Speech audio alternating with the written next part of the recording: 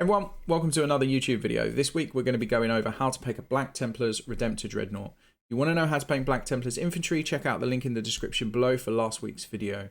Once again, thank you everyone for the support. It means a huge amount. I hope this video is helpful. If you have got questions or queries, leave them in the comments below. I will absolutely get back to you.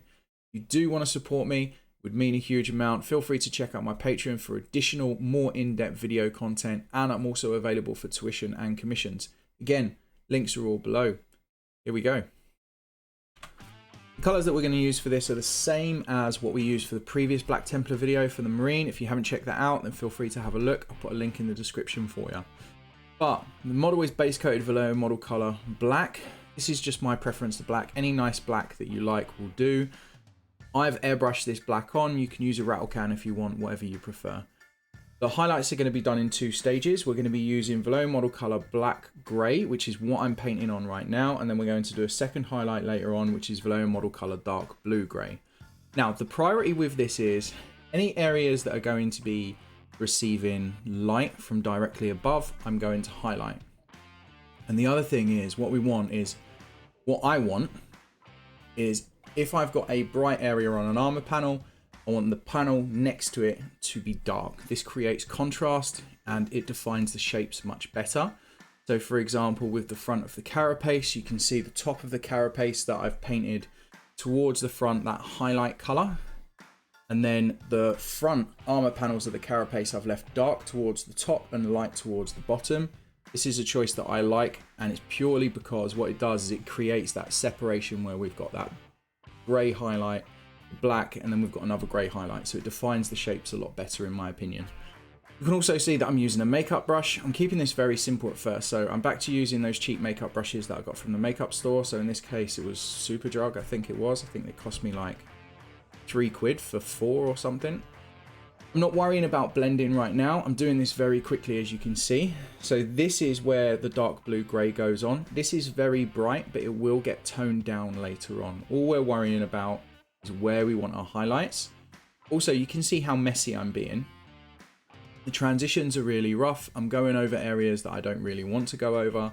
That's because it's really easy to fix that later. If we work faster at this point, it can be much simpler to, we'll know much earlier on if we like the result or not. Now, I have been painting the shoulder pads again because once again I've forgotten that the shoulder pads need to be white on a Black Templar. It's just me being daft, ignore that.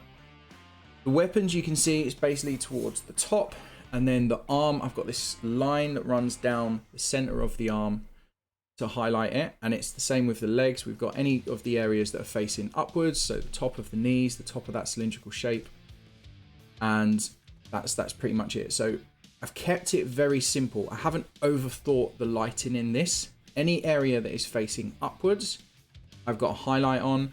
Any area that is going to be, that is left flat black, I'm highlighting one end of it. So we have like a darker side and then a lighter side. And the idea with this is I'm always putting the darker side where I can next to another highlight because that separates it.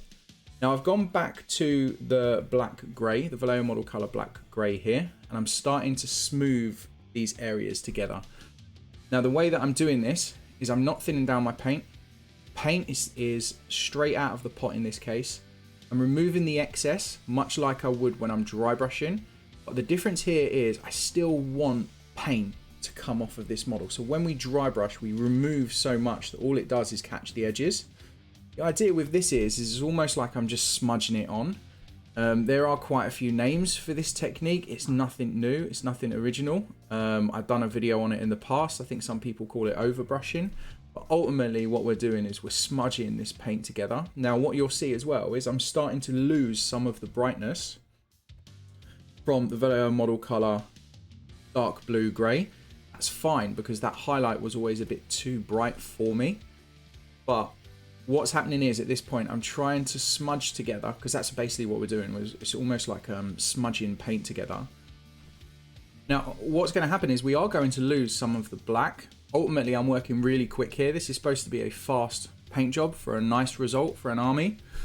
So I'm working really quickly. I'm going to lose a lot of the black. We can come back and put more black into it later, so don't worry. Don't be too precious about it. It's only paint. As long as you haven't got huge amounts of paint on your brush, you'll be absolutely fine. Now, when it comes to the dark blue grey, while we're working over this, what this is doing is it's not going to make that dark blue grey disappear completely, but it is going to darken it, so it becomes less and less pronounced. And if you notice, I'm trying not to go over the dark blue grey, so as in I'm not covering it all.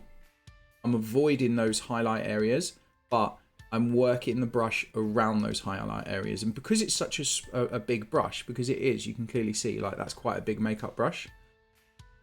The brush is ultimately still going over that area, but where we're trying to avoid it, it's not going over it as much. And that's where it leaves it. Basically, it tones down the dark blue grey, it tones down the highlight, and it brings it together. And you can see like what's really important as well here is my brush motion. So my brush, I'm using it, I'm going from side to side. So my brush has constant pressure on the model, and I'm running that brush along the model, the armor panels, going from side to side. And I'm putting quite a lot of pressure on that brush because I want quite a lot of paint to come off. Now, if you don't have a lot of paint on this brush, you're going to get a dry brush effect. You're going to get a very grainy effect like you would with dry brushing. You don't want that. If you start getting that, it means that you've got not enough paint on your brush. The idea with this is we're removing the excess paint, but we still want a fairly solid layer going down. Now, I am going back a little bit here with the dark blue grey, and I'm making the highlights brighter again. I didn't really need to do this. This was me playing with how bright I wanted to go, so I was experimenting at this point. So it's entirely up to you whether you do that or not. But it's also the fact of I'm smoothing out the transition. So every time I'm doing this like messy side to side motion, it's smoothing out those transitions, because at the end of this we get a very smooth gradient, and there is a little bit of texture in the paint. It's not smooth as if you had airbrushed it, but for me, I find that far better anyway, because it gives a lot more of a, I think realistic is not the right word, but more of a believable result. Not everything needs to be perfectly smooth. It can look very cartoony that way, which is why if I'm doing armor panels, I do prefer to use the makeup brushes, because it gives a much more gritty feel to it. It gives a very subtle, worn texture, and it can be an amazing foundation if you want to add a more weathered effect later on as well. At this point, it is looking a little bit grey, ultimately. So we're going to go back with the black at this point. So the Vallejo model color black, we're going to go back into those darker areas. We're still going to use that makeup brush, and we're going to build up the layers of paint again. We're going to start smoothing out where the transition is from the Vallejo model color black grey and the Vallejo model color black, and at the same time we're going to be darkening this down. Now it's worth noting that you can see that it still looks very rough. Where like the armor panel ends and goes into another panel, it's very messy. There's a lot of overspill, there's a lot of dodgy paint marks. We're going to fix that later on. Don't get too caught up with how neat everything looks. All we're looking for at this stage is, do the armor panels that we are working on have the gradient that we want? Does it have a nice transition that we're happy with, going from light to dark? That's all that matters. When it comes to cleaning everything up, we can do that, and we'll do that later on. There's no point trying to be really neat at this stage, because the priority is to work quickly and smooth all of this out. Now with that top of the Dreadnought, I mean, ideally you should have a highlight, like that top of that Dreadnought is going to be bright in comparison to everything else. But the challenge we have with miniatures is if we don't have any black in there, it just ends up looking grey. So it's kind of an artistic choice. The top arm panels I've just highlighted towards the front and put a black shadow towards the back. And then the same as the center of the carapace, I've left that black with the highlights towards the edges. And it's the same, like you can see with the legs, I'm just smudging in, because it ultimately is smudging. I can't stress this enough. And if you want to see this used on a larger scale as well, if you go back to the Brass Scorpion video, which I'll link in the description again, when I did the red armor panels on the Forge World Brass Scorpion. That was all done with this same process, and it's got a bit more information on the process on that video as well. So if you're a little bit unsure about doing this technique, because ultimately it is a technique, feel free to check out that video, and that will help you quite a lot. Now, this is where we start cleaning up. I'm happy with the transition that I have. We just need to start cleaning up everything now. So the first thing is where the top of the armor panels come and meet the front of the armor panels, you can see how it's really messy. So I'm painting on a solid color Vallejo model color black, and then what I'm doing is I'm getting a wet paintbrush and I'm just feathering out the edge of that black paint. Now what that means is ultimately I've got no paint on my paintbrush, I've got loads of water on it, and then I'm running that water into the edge of where I've placed that paint. And what that does is that makes that hard line disappear where we've got that black paint. And the idea with this is all I care about is I'm trying to make sure that my black areas look as black as possible. And I'm trying to neaten up any areas where I've overpainted with that massive makeup brush. Now I'm still using a fairly big brush. This is a Winsor & Newton Series 7. It's a size 2. So it's still quite large. I'm still working quite quickly. Again, this whole process is about speed. We want as fast a result as possible for basically as minimal amount of effort. Next step is the most boring step for me personally. Now, anyone who knows me, when it comes to edge highlights, I'm not generally a fan of edge highlighting every single edge, because I find that it can look very graphic and cartoony, and it's not my sort of thing. But when we're talking about army painting, especially when we're talking about black, edge highlighting is incredibly important, and the reason for it is because it creates readability. Remember, the majority of the time of these models, we're going to be looking at them from far away. So what we want to be able to do is look at these models from across the table and clearly understand and see the shapes that we're looking at. Now, with normal colors, it's a little bit easier because obviously there's quite a lot of light when it comes to normal colors when you're painting reds and yellows and that sort of stuff. But black, it's very easy for everything just to look black and very dark from far away. So in this case, what we need to do is edge highlight. You don't need to do every edge, but you need to do enough of the edges to clearly be able to define and see all of the shapes on this model from far away. In this case, I've done pretty much every edge, but my edge highlights as well are not just one color. So firstly, I'm doing an edge highlight on all of the edges, in this case with the Vallejo model color gray, black gray. Once I've done that, I'm then going to go up to the Vallejo model color blue gray pale, dark blue gray, sorry. So I'm going up to the Vallejo model color dark blue gray, and then I'm going to do a second set of edge highlights, but this time I'm not going to go over every edge. I'm going to paint the edge highlights on the edges that are closer towards the highlight area. So what I have is I have a transition of highlights, of edge highlights, just like I have a transition of light going from the dark, from the black to the dark gray, the black gray, and then up to the dark blue gray on the armor panels. So some edge highlights are going to be brighter than others.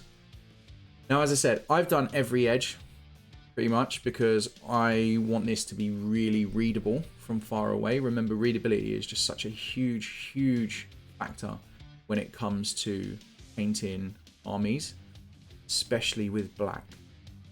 Now, this is the highlight with the dark blue gray, and you can see it stands out a lot more, but the issue is it does get lost a little bit in the brightest areas. So where we've got the highlight on the flat of the armor panels of the dark blue gray, we still can't really see the edge highlight of the dark blue gray in that area naturally. So what we're going to need to do is we're going to do a final highlight, a very small edge highlight, which we're going to add some white to that dark blue gray.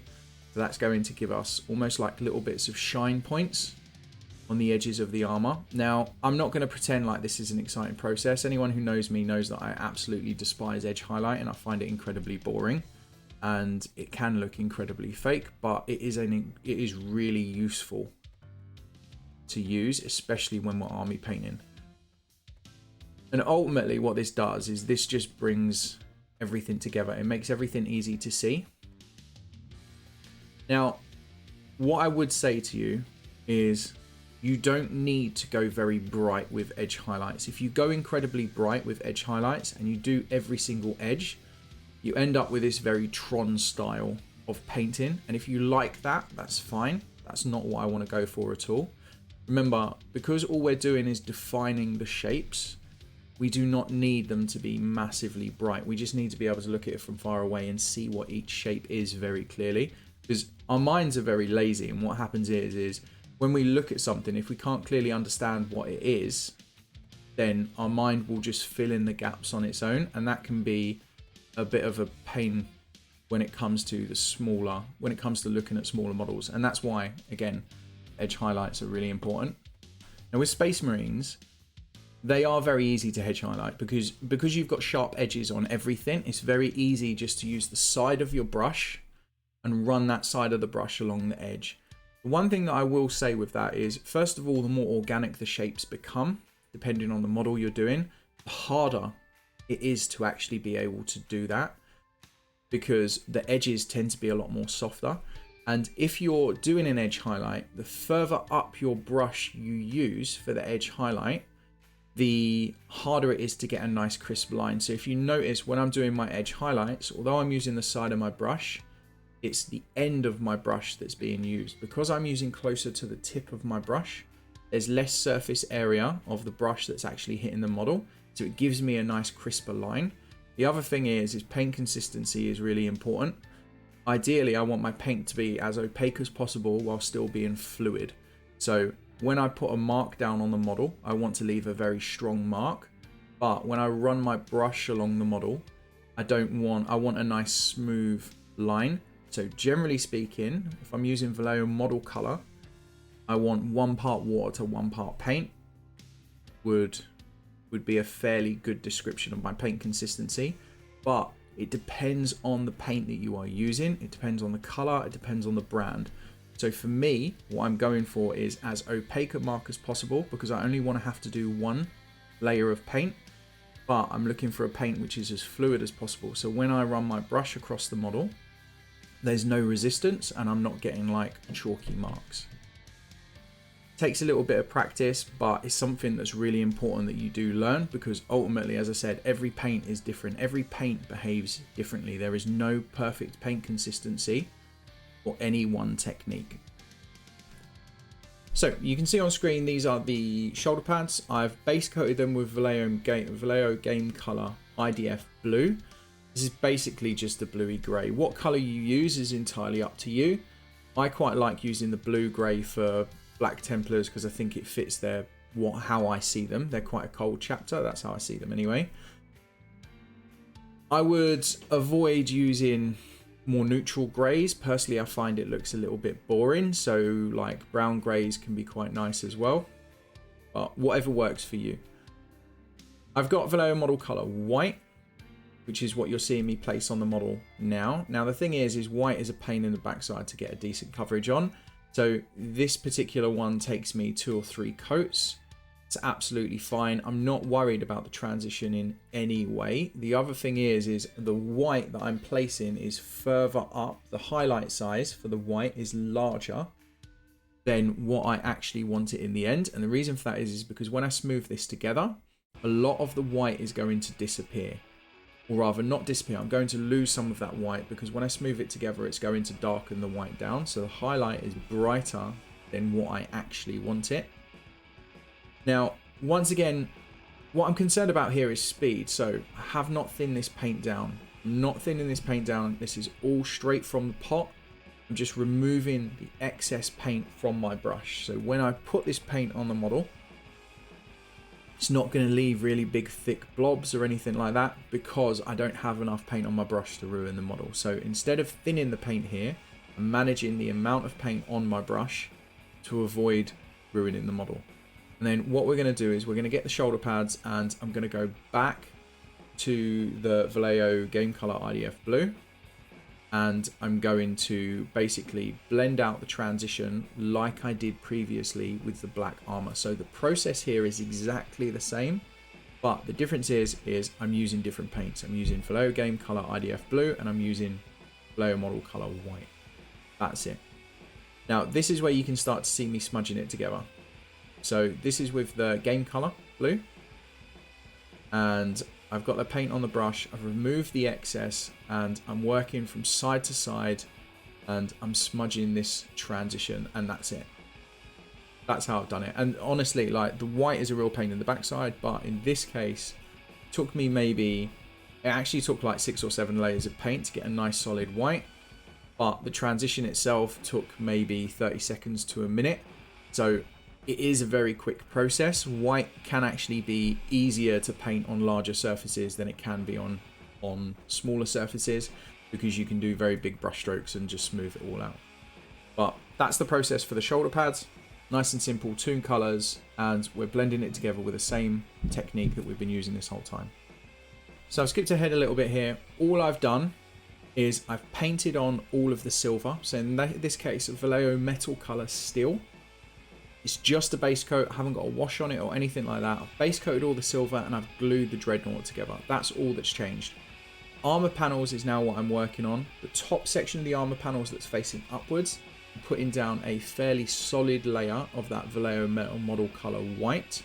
The idea being is obviously, again, same as the black surface, part of the surfaces that are facing upwards, I want those to be brighter than everything else. You can also see that the base is currently on there as well, which I'm playing with as I'm doing this voiceover. That's because I basically did a really fast base using the GW Agralan Earth, and it's wet while I'm working with it, but it's fine. So the priority with the shoulder pads, sections facing upwards, we want those to basically be white, Vallejo model color white, and then what I'm going to do is add in my edge highlights to frame the shoulder pad. That's really important. Again, this is about consistency as well as readability. If we've got edge highlights on all the sharp edges for the black armor, it's going to look very strange if we avoid doing it on the white shoulder pads. So we need to make sure that we do that. I apologize for my fat head being in the way. It was a little bit awkward painting this while I had a wet base, but I was on a time frame with this. It took me just under 3 hours to paint this dreadnought. So I had to work with it while it was wet, but it is what it is. The eagle itself on the chest, or not the eagle, well, it is an eagle actually, and it's got a skull in the middle.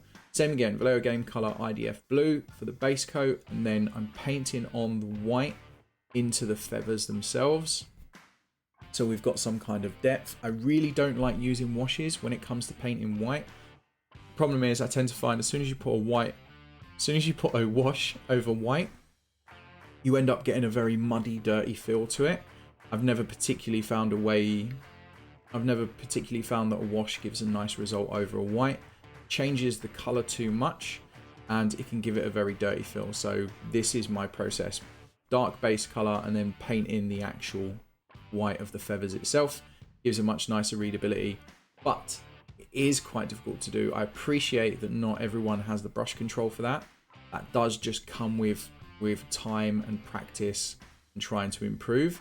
So if you do want to use a wash, that's fine, as long as you're happy with the result. That's all that matters. It's not going to make a huge difference in the grand scheme of things when you've got an army of Black Templars on the table. No one is going to look at your army and go, oh, you've done a wash on that, it looks a bit messy. It will look fine. Remember, the process that works for you is all that matters. The last important step for this model is to add some weathering. I wasn't going to do it originally, but I did this on stream and everyone said, yep, to do a little bit, so I thought I'd give it a go.